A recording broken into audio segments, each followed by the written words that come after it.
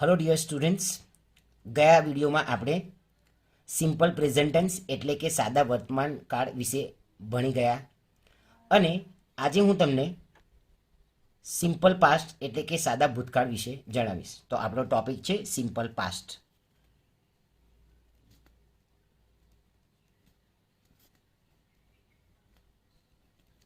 Simple past અહીંયા પણ હું લખું છું સિમ્પલ પાસ્ટ. સિમ્પલ પાસ્ટને આપણે ગુજરાતીમાં વિદ્યાર્થીઓ શું કહીએ છીએ? સિમ્પલ પાસ્ટને ગુજરાતીમાં સાદો ભૂતકાળ, સાદો ભૂતકાળ નામ આપીએ છીએ. ઓકે, સિમ્પલ પાસ્ટમાં વિદ્યાર્થીઓ સૌપ્રથમ આપણે એને બે ભાગમાં વહેંચીએ છીએ. સિમ્પલ પાસ્ટને બે ભાગમાં વહેંચે એટલે હું તમને બંને ભાગ જણાવીશ કે પહેલો ભાગ કયો છે અને બીજો ભાગ કયો છે. પહેલા ભાગની અંદર વિદ્યાર્થીઓ વોઝ અને વર આવે છે.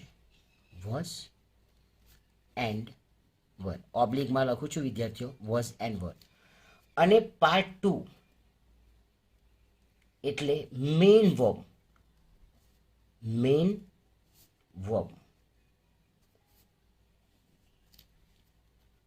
પાર્ટ 1 છે વિદ્યાર્થીઓ, આનું નામ આપું છું પાર્ટ 1. પાર્ટ 1, પાર્ટ 1 છે was and were, and part 2 main verb. હવે સૌપ્રથમ આપણે સિમ્પલ પાસ્ટ ટેન્સની વ્યાખ્યા શું છે, ડેફિનેશન શું છે અને તેનો ઉપયોગ ક્યારે થાય છે.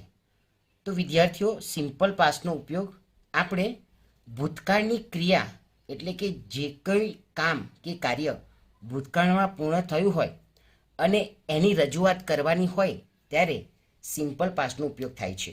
તો સૌપ્રથમ આપણે પાર્ટ 1 જોયું, વોઝ એન્ડ વર, અને પાર્ટ 2 એટલે કે મેઇન વર્બ, એને આપણે ડિટેલમાં જોઈશું. તો વોઝ અને વરનો ઉપયોગ સિમ્પલ પાસ્ટમાં એટલે કે સાદા ભૂતકાળમાં ક્યારે થાય છે?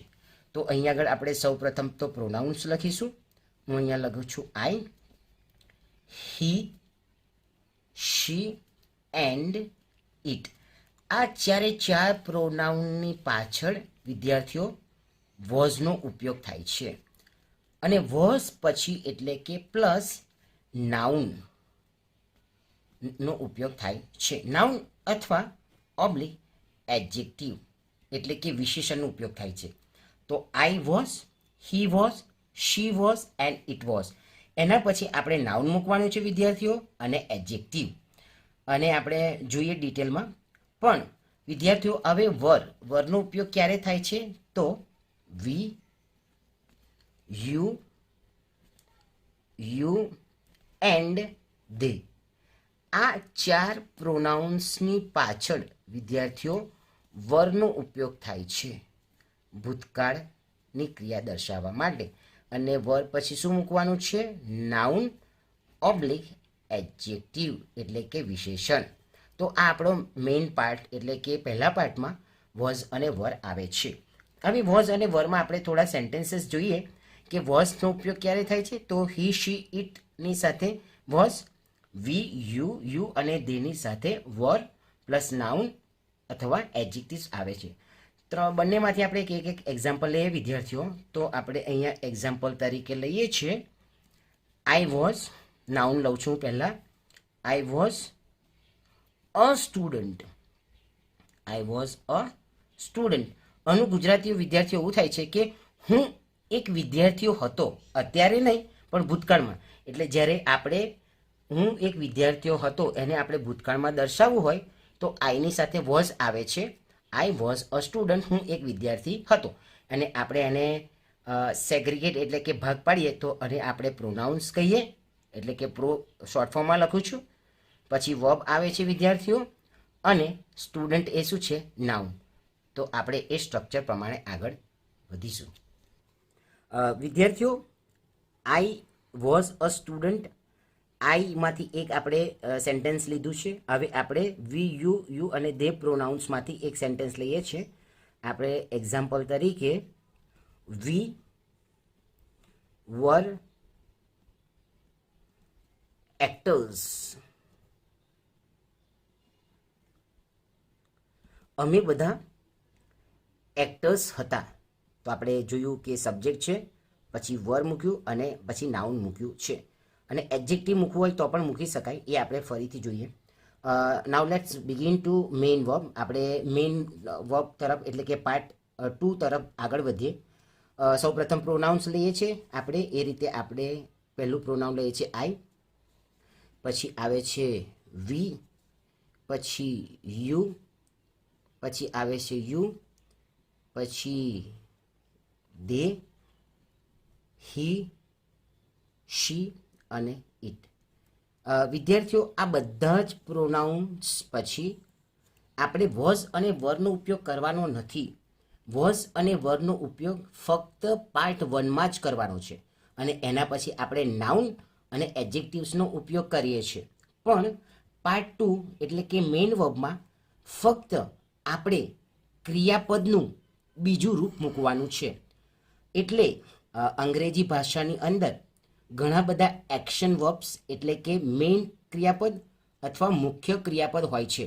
અને તમને બધાને ખબર છે કે ક્રિયાપદના ટોટલ 3 રૂપ છે, V1, V2 અને V3. તો આપણે અહીંયા આગળ V2 લેવાનું છે, એટલે હું અહીંયા લખું છું V2 એટલે કે ક્રિયાપદનું મેઇન રૂપ, પણ એનો part 2, second form of a verb.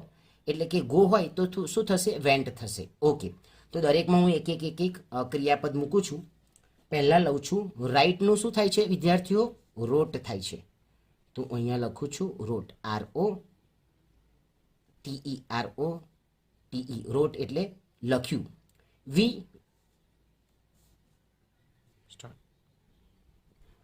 વિદ્યાર્થીઓ રાઇટનું રોટ થાય છે. સી એટલે જોવું. સીનું ભૂતકાળ શું છે વિદ્યાર્થીઓ? તો સીનું છે સો. પછી જમ્પ, જમ્પનું છે જમ્પ્ડ, JUMPED, જમ્પ્ડ. પ્લેનું શું છે વિદ્યાર્થીઓ? પ્લેડ. ગઈકાલે રમ્યા હોય તો પ્લેડ આવે છે. સીટનું આવે છે સેટ. કટનું તો વિદ્યાર્થીઓ અમુક ક્રિયાપદ જે અનિયમિત ક્રિયાપદ તરીકે ઇંગ્લિશમાં આવે છે, જેના 3 ફોર્મ્સ સરખા જ હોય છે, કટ, કટ, કટ. સિંગનું થાય છે વિદ્યાર્થીઓ સેંગ, SANG. અને ઓપન છે તે એનું second form of a verb opened થાય છે. તો આપણે જોયું વિદ્યાર્થીઓ મેઇન વર્બમાં એટલે કે પાર્ટ 2માં ક્રિયાપદનું સેકન્ડ રૂપ, બીજું રૂપ લાગે છે. રાઇટનું રોટ, સીનું સો, જમ્પનું jumped, પ્લેનું played, સીટનું set, કટનું cut, સિંગનું sang અને ઓપનનું ઓપન્ડ થાય છે. હવે વિદ્યાર્થીઓ આ 3 વસ્તુ આપણે જોયું કે પહેલાં પ્રોનાઉન્સ આવે છે, પછી વર્બ્સ આવે છે અને પછી ઓબ્જેક્ટ મૂકવામાં આવે છે. ઓબ્જેક્ટને આપણે અધર વર્બ્સ પણ કે અધર વર્બ્સ કે અધર વર્ડ્સ કહેવામાં આવે છે. રોટ પછી આપણે કોઈ ઓબ્જેક્ટ મૂકવું હોય તો મૂકી શકાય. એક્ઝામ્પલ તરીકે I wrote an essay, we saw a cat, you jumped on the floor, you played cricket, they sat on the bench, he cut the cucumber, he sang on the stage, it opened slowly. તો આપણે અધર words પણ મૂકી શકીએ છીએ. એક example લઈએ વિદ્યાર્થીઓ નીચે આપણે. તો આપણે લઈએ છીએ કોઈ પણ એક પ્રોનાઉન. ચલો આઈ લઈએ છીએ. I closed, I closed the door. Okay, હવે બીજું એક્ઝામ્પલ લઈએ વિદ્યાર્થીઓ. તો she cleaned the house. છોકરીએ ઘર સાફ કર્યું હતું. આઈ ક્લોઝ ધ ડોર, મેં દરવાજો બંધ કર્યો હતો. તો વિદ્યાર્થીઓ સેકન્ડ વર્બમાં એટલે કે મેઇન ક્રિયાપદમાં આપણે ક્રિયાપદનું બીજું રૂપ મૂકવામાં આવે છે. વિદ્યાર્થીઓ અને આપણે પોઝિટિવ નેગેટિવ ક્વેશ્ચન્સ બનાવી શકીએ છીએ. તો આગળ વિદ્યાર્થીઓ આપણે વોઝ અને વર પાર્ટમાંથી આપણે 4 એક્ઝામ્પલ્સ લઈએ છીએ અને મેઇન વર્બ એટલે કે પાર્ટ 2માંથી 4 એક્ઝામ્પલ્સ આપણે પોઝિટિવ નેગેટિવ ક્વેશ્ચન્સ અને ક્વેશ્ચન્સ પોઝિટિવના આપણે 4 સેન્ટેન્સ આપણે આગળ જોઈએ છીએ. દરેકમાંથી એક એક્ઝામ્પલ લઈશ વિદ્યાર્થીઓ. તો પહેલાં આપણે વોઝ અને વરનું એક્ઝામ્પલ લઈએ છીએ. ઓકે, તો અહીંયા આગળ હું લખું છું એક્ઝામ્પલ 1.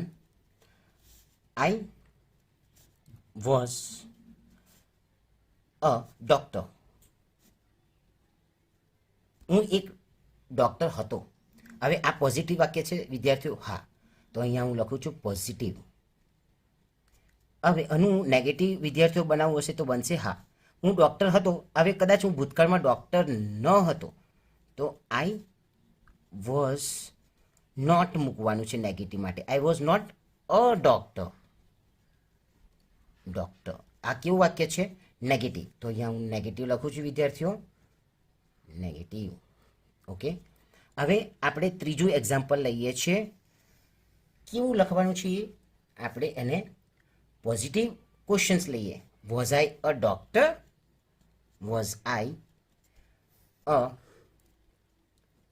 ડૉક્ટર? ક્વેશ્ચન્સ માર્ક્સ આવશે વિદ્યાર્થીઓ. હા, કેમ? કેમ કે આ તો પ્રશ્ન વાક્ય છે, પણ કેવું છે? પોઝિટિવ ક્વેશ્ચન્સ છે. એટલે અહીંયા આગળ આપણે પોઝિટિવ અને ક્વેશ્ચન્સ લઈએ.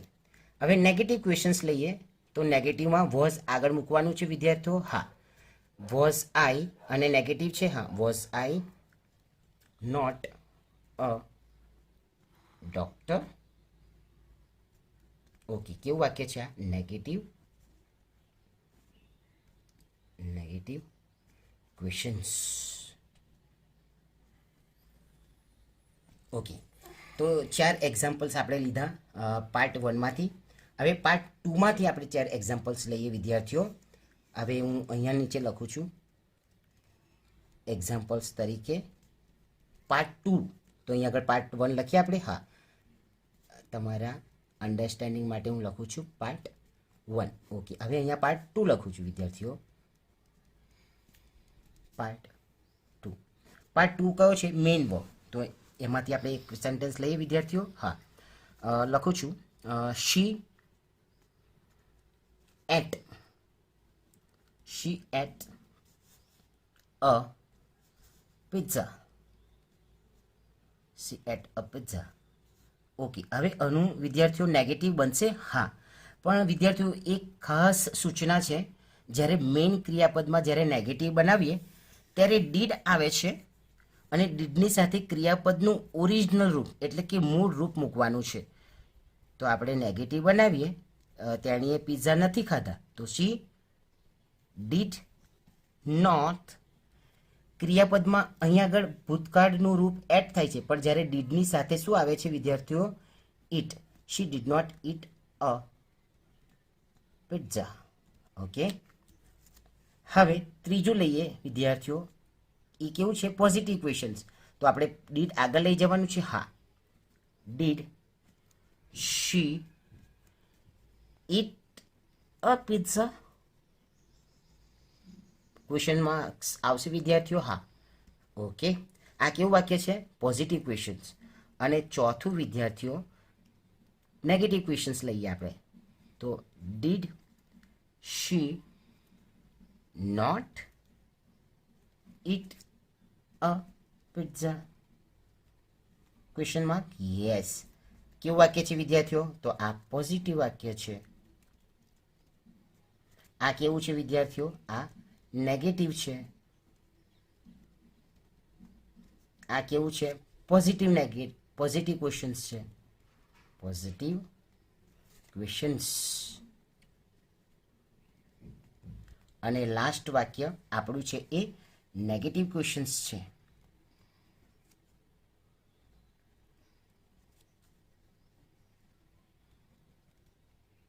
ઓકે, તો ચારે ચાર કેટેગરીમાં આપણે જોઈ લીધું. પોઝિટિવ, નેગેટિવ, પોઝિટિવ ક્વેશ્ચન્સ અને નેગેટિવ ક્વેશ્ચન્સ. પાર્ટ 1 એટલે કે મેઇન વર્બ અને પાર્ટ 1 એ કયું છે? એ વોઝ અને વરનું છે. વિદ્યાર્થીઓ, આપણે આગળ આ વિડીયોમાં સિમ્પલ ફ્યુચર ટેન્સ વિશે જાણીશું અને આગળ ભણીશું. ઓકે, સિમ્પલ ફ્યુચર ટેન્સ એટલે કે સાદો ભવિષ્યકાળ. અહીંયા આગળ લખું છું simple future tense. Simple future tense.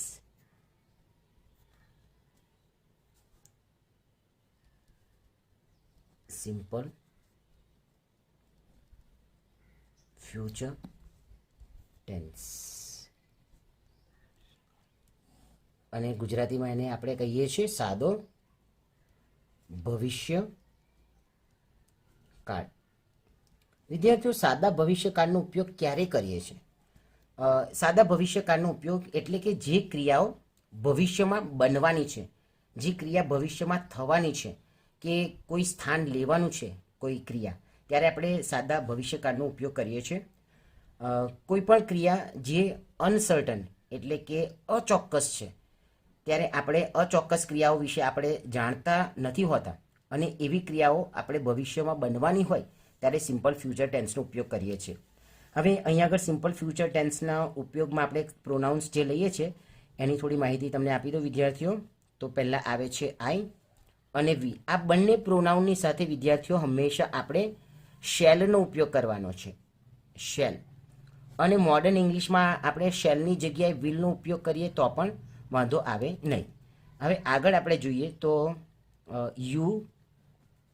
You they હી શી અને ઇટ આ પ્રોનાઉન્સની પછી વિદ્યાર્થીઓ ટુ બી ફોર્મ એટલે કે વિલનો ઉપયોગ કરીએ છીએ. હવે શેલ અને વિલ પછી આપણે એનું સ્ટ્રક્ચર જોઈએ તો એમવી એટલે કે મેઇન વર્બનો ઉપયોગ કરીએ છીએ, મેઇન વર્બ. અને મેઇન વર્બ પછી આપણે ઓબ્જેક્ટ મૂકવામાં આવે છે વિદ્યાર્થીઓ. ઓબ્જેક્ટ એટલે અધર વર્ડ્સ. ઓકે, હવે એમવી એટલે શું છે વિદ્યાર્થીઓ? એમવી એટલે મુખ્ય ક્રિયાપદ આપણે કહીએ છીએ. મુખ્ય ક્રિયાપદ એટલે મેં તમને આગળ સમજાવ્યું, એટલે કે મેઇન વર્બ જે એક્શન વર્બ છે, ઈટ, ડ્રિંક, લિસન, સ્લીપ, રાઇટ, એ બધા મુખ્ય ક્રિયાપદ છે. ઓકે વિદ્યાર્થીઓ, સિમ્પલ ફ્યુચર ટેન્સનો ઉપયોગ મેં તમને આગળ જણાવ્યું એ પ્રમાણે ભવિષ્યની ક્રિયાઓ માટે, એટલે હું અહીંયા આગળ લખું છું ભવિષ્યની ક્રિયાઓ માટે. ભવિષ્યની ક્રિયાઓ માટે આ ટેન્સનો ઉપયોગ થાય છે. ભવિષ્યની કેવી ક્રિયાઓ? અચોક્કસ ક્રિયાઓ. એટલે બીજો પોઈન્ટ છે વિદ્યાર્થીઓ, અચોક્કસ, જે ક્રિયાઓ ચોક્કસ નથી. વિદ્યાર્થીઓ, આ ટેન્સમાં આપણે થોડા એક્ઝામ્પલ્સ ઉદાહરણ જોઈશું. તો પહેલાં હું લખું છું એક્ઝામ્પલ્સ તરીકે આઈ વિલ. શેલનો પણ ઉપયોગ કરી શકાય. હા વિદ્યાર્થીઓ, આઈ shell or I will play cricket. I will play cricket એટલે શું છે વિદ્યાર્થીઓ? હું ક્રિકેટ રમીશ. ભવિષ્યમાં કોઈ પણ ક્રિયા બનવાની હોય ત્યારે આપણે કહી શકાય કે આઈ વિલ પ્લે ક્રિકેટ એટલે હું ભવિષ્યમાં ક્રિકેટ રમીશ.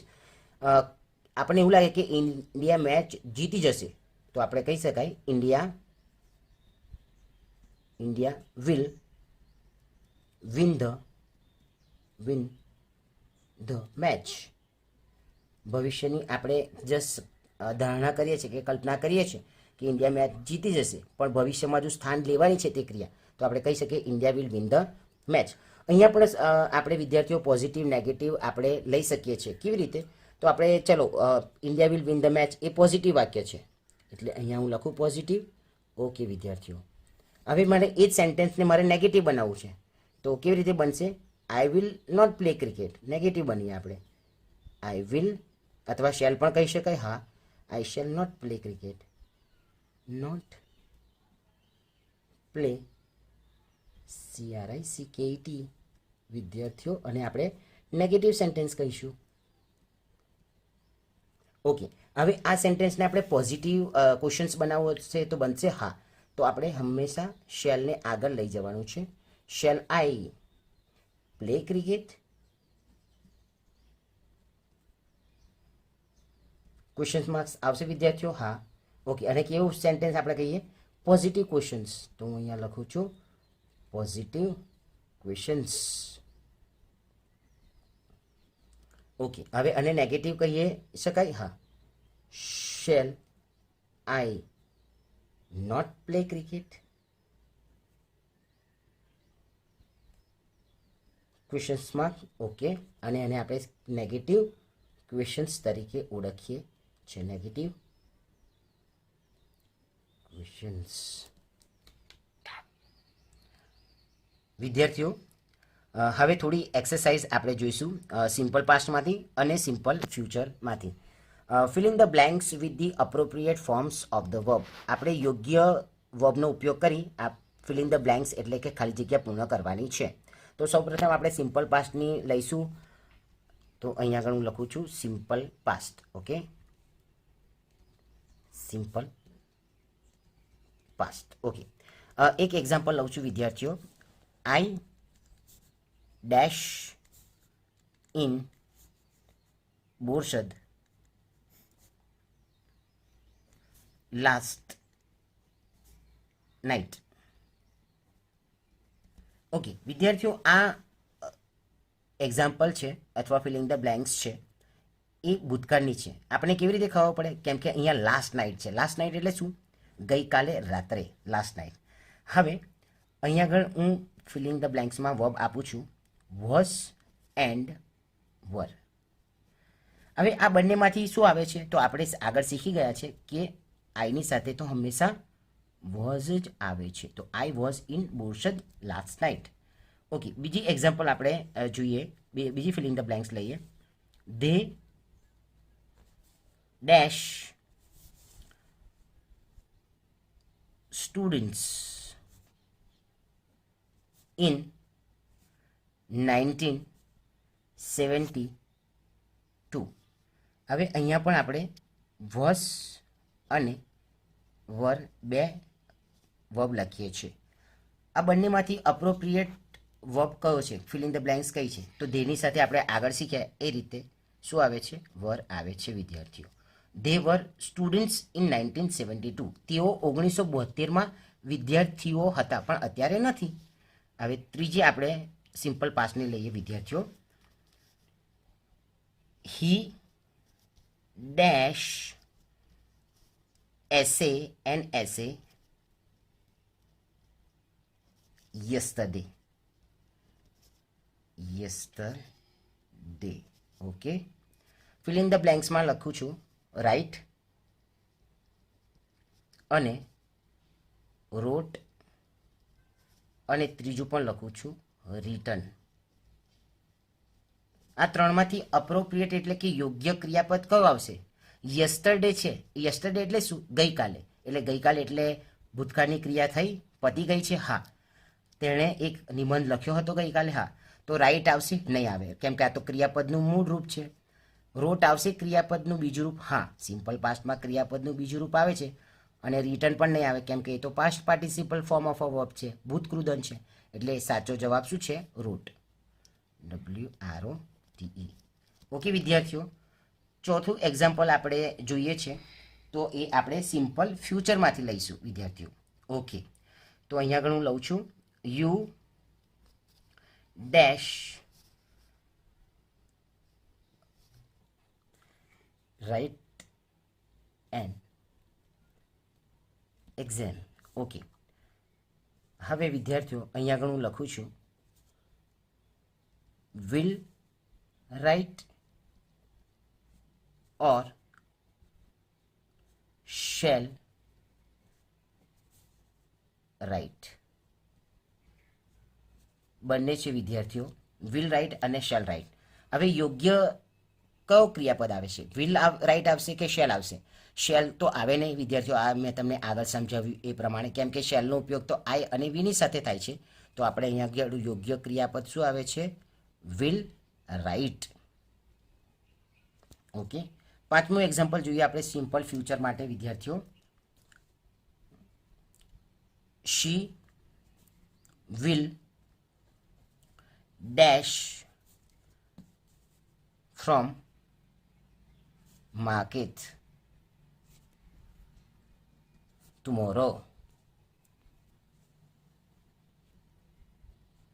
ઓકે, ટુમોરો એટલે આવતીકાલે, ભવિષ્યની ક્રિયા છે વિદ્યાર્થીઓ. હું બ્રેકેટમાં લખું છું બાય, બોટ